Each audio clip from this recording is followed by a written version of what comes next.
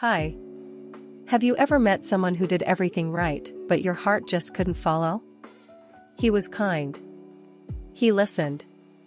He remembered little things. He made you tea when you were tired, sent drive-safe texts, smiled at you like you were the only person in the room. And still, something inside you felt quiet. Not peaceful. Quiet, like absence. This story isn't about betrayal. Or cruelty. Or chaos. It's about something even harder to explain, when nothing is wrong, but something still doesn't feel right. And that silence? It's loud in its own way. Because when someone treats you well, you're supposed to feel lucky. You're supposed to stay. You're supposed to love them back, or at least want to. But what if you don't? What if a part of you, the honest, uncomfortable part, whispers, "He's good, but he's not for me"? What do you do with that? This video isn't about blame. It's not about villains or broken hearts. It's about the quiet grief of leaving something that looks right, but doesn't feel right. It's about love that's soft and safe, but not yours. And it's about the guilt, the confusion, and the courage it takes to walk away, not because someone was bad to you, but because you finally decided to be honest with yourself. Let's begin. Her name was Lily. And for a long time, she believed love was supposed to feel like fire, big, dramatic, all-consuming. The kind of love that keeps you up at night, makes your heart race, writes poetry in your head at 2 a.m. And when she met Thomas, well, it wasn't fire. It was calm. He was the kind of man who showed up. Literally. He was there, for texts, for calls, for dinner, for the hard days and the good ones too. He brought her coffee without asking how she liked it, because he'd already remembered. He picked her up when it rained. Waited when she was late. Listened when she couldn't find the words. And at first, she kept thinking, this is what it's supposed to be. Because wasn't this the dream? A good man. A kind man. Someone who didn't leave her guessing. Who didn't play games. Who looked at her like she was enough. Her friends loved him. Her parents did too. He made plans for the future. Talked about kids. About buying a place together. About building a life. And Lily nodded. Smiled. Said all the right things. But inside? She felt quiet. Like she was watching a life being built around her, and she was still standing on the edge, unsure if it was hers. It didn't make sense. Thomas had never hurt her. He never raised his voice. Never ignored her. Never made her feel small. In fact, he made her feel seen, in all the ways her past relationships hadn't.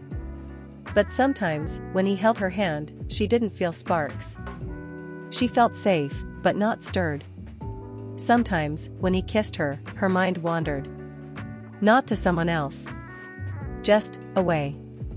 She'd find herself staring at him over dinner, thinking, I should be in love with this man. Why aren't I? So she started trying harder. She planned cute dates. Left notes in his jacket. Laughed a little louder. Touched him more. Told herself, maybe I'm just scared. Maybe I just need more time. But the truth was, time didn't make the feeling grow. It just made the silence louder. And the guilt? It was crushing. Because how do you explain not loving someone who's done nothing but love you well? She told no one. She played the part. Because saying the truth out loud felt cruel, to him, and to herself. Until one evening, they were at a park, watching the sunset. He turned to her, soft-eyed and steady, and said, I think I want to spend the rest of my life with you. And Lily smiled. Kissed him. Said nothing. But something inside her cracked wide open. She went home that night and cried in the shower, quietly, so he wouldn't hear. Because he deserved someone who meant it. And she deserved to be honest. The next morning, she sat across from him at the kitchen table. And with tears in her eyes and a lump in her throat, she said the words she never thought she'd have to say. You were everything I thought I wanted. But I'm not in love with you. She expected anger. Maybe tears. Maybe him walking out. But Thomas just sat there, stunned, then quiet. And then he said, "Thank you. For not pretending." It was the kindest heartbreak she'd ever known. They parted with respect. With gratitude. With a pain that wasn't about betrayal, but about honesty. And Lily? She didn't run to someone else. She didn't regret the time they'd shared. But for the first time, she stopped punishing herself for not feeling what she thought she should. She started asking different questions. Not, "Why can't I love him?" but "What does love really feel like for me?" Not, "What's wrong with me?" but "What do I actually want?" And slowly, gently, she came home to herself. Because sometimes, the bravest thing you can do is walk away from good when your heart knows it's not right. So what do we do with stories like Lily's? Stories where no one lies. No one cheats. No one yells. Where the love is kind, but doesn't go deep. It's tempting to call it fear. Fear of commitment. Fear of real love. But sometimes, it's not fear. It's clarity. Because we grow up on stories that tell us what love is supposed to look like. He's kind? Then he's perfect. He wants a future? Then he's the one. But real love isn't about ticking boxes. It's about something quieter. Deeper. Often harder to explain. Something that lives in your chest, not just in your checklist. Sometimes we confuse comfort with connection. We think, "He makes me feel safe, that must mean I'm in love." But safety and longing are not the same thing. Stability is beautiful, but only if it's matched with desire. And here's the hard truth. Not every good relationship is your relationship. Sometimes you meet someone who is ready. Who shows up. Who does everything right. But it still doesn't land. Not because they're not good, but because the connection isn't yours. And the more emotionally aware you become, the easier it is to trick yourself into staying. Because you know they're a good person. You see how rare that is. You don't want to be the self-sabotaging one. You don't want to seem ungrateful. So you stay. And with every "I love you," you flinch, just a little. You start performing love instead of feeling it. And over time, that quiet betrayal of yourself becomes a weight. Here's the thing. We don't talk enough about the guilt of not loving someone who's good to us. But that guilt isn't a sign you should try harder. It's a sign you're trying to force a feeling you don't have. And real love? It doesn't need to be forced. It grows. Or it doesn't. And when it doesn't, pretending won't make it real. If you've ever been in Lily's shoes, you're not cold. You're not confused. You're not commitment phobic. You're just honest enough to admit the difference between being cared for and being in love. And that honesty? It's not cruelty. It's a gift. To them. To you. To the life you both deserve to live, fully, not halfway. His name was Alex. And if you met him, you'd probably think, now that's a good guy. The kind of man who listens. Who remembers your coffee order. Who notices when your voice trembles, and gently changes the subject. The kind who brings you tea when you're sick, holds doors open, and buys the cereal you casually mentioned liking, even weeks ago. Alex didn't play games. He didn't disappear. He didn't keep you guessing. He was steady. Warm. Present. And when he met Lily, he honestly thought, maybe this is it. The real thing. The kind of relationship where you don't have to chase. Where you don't have to perform. Where you can just be. From their first date, it felt easy. Natural. They laughed at the same dumb memes, debated over movie soundtracks, made terrible pizza together and danced around the kitchen like kids. She was bright. Thoughtful. Curious. Being with her didn't feel like work. It felt like peace. For a while. But then things began to shift. Subtly at first, Her texts became shorter. The I miss you stopped. The phone calls got replaced with excuses. And though she never said anything directly, Alex could feel it, the quiet fading. It was like watching the tide pull back, slowly, inch by inch, until one day, you realize the water's gone. He gave her space.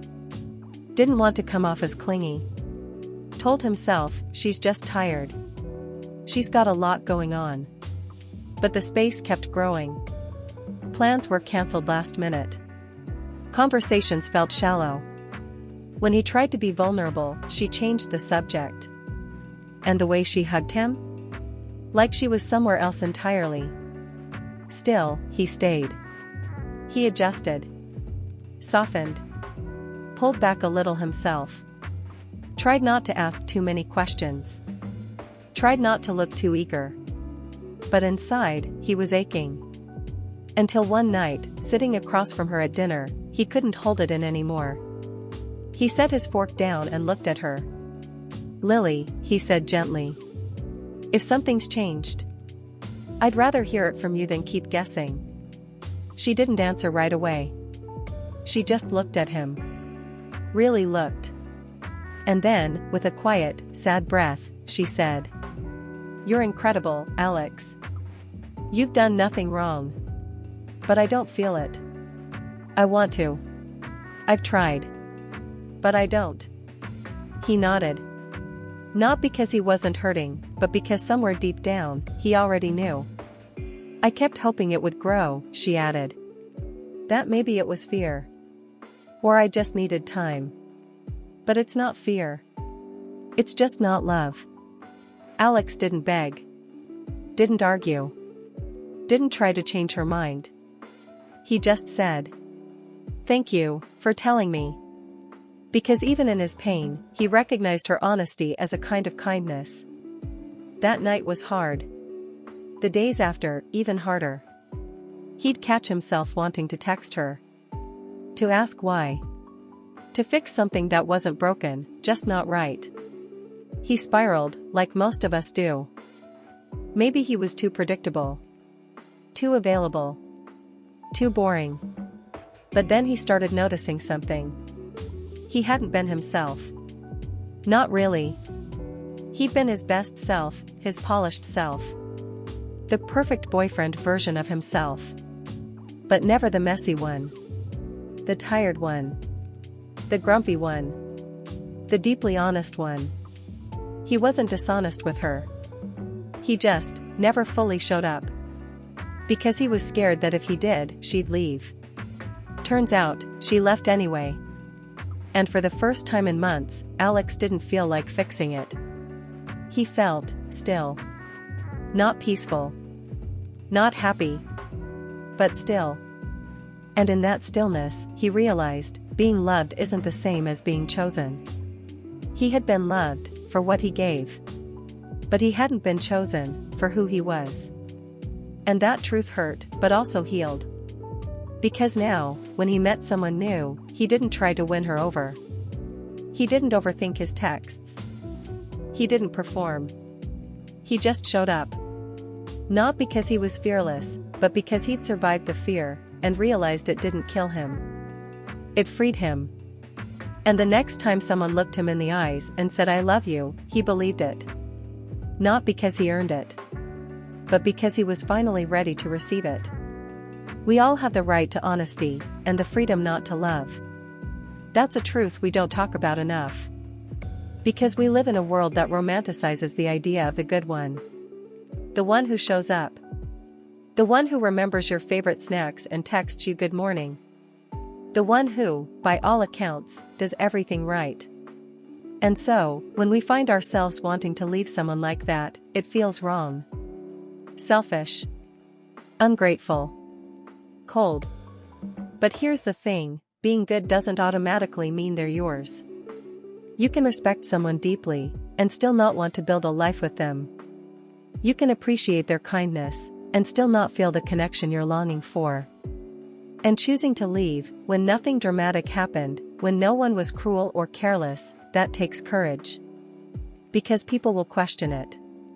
They'll say, "But he's such a good guy." They'll say, "You're just afraid of being happy." But sometimes the scariest thing is staying in something that looks right, but feels wrong. Because staying out of guilt isn't love. It's obligation. And love should never feel like a debt you owe for someone else's goodness. You are allowed to say, "I see your value, and I still have to walk away." You are allowed to leave without a villain in the story. You are allowed to let go, not because something's missing in them, but because something's missing in you when you're with them. And the most beautiful part? Your no doesn't have to be cruel to be honest. It can be soft, clear, respectful. Because real love, the kind that lasts, doesn't have to be forced. It just fits. And until it does, you're allowed to keep choosing what doesn't feel like home. Even when it's safe. Even when it's sweet. Even when everyone else says, "You'd be crazy to let this go." Because you know better. Because your heart deserves more than logic. It deserves truth. If you're in a relationship like this right now, one where nothing is technically wrong, but something inside you feels off, this isn't betrayal. It's about respect. For yourself. For the other person. For the kind of life you both deserve. Your honesty might hurt them. It might even make you feel like the bad guy. But being honest about your feelings isn't cruel, it's courageous. It's not selfish to say, "I don't feel it." It's not wrong to want more than what looks good on paper. Because love isn't something we earn by staying, by performing, by being grateful enough. It's either there, or it isn't. And when it isn't, staying becomes a slow kind of disappearing. Leaving doesn't make you cold. It makes you honest. And no one deserves a love that's faked out of guilt.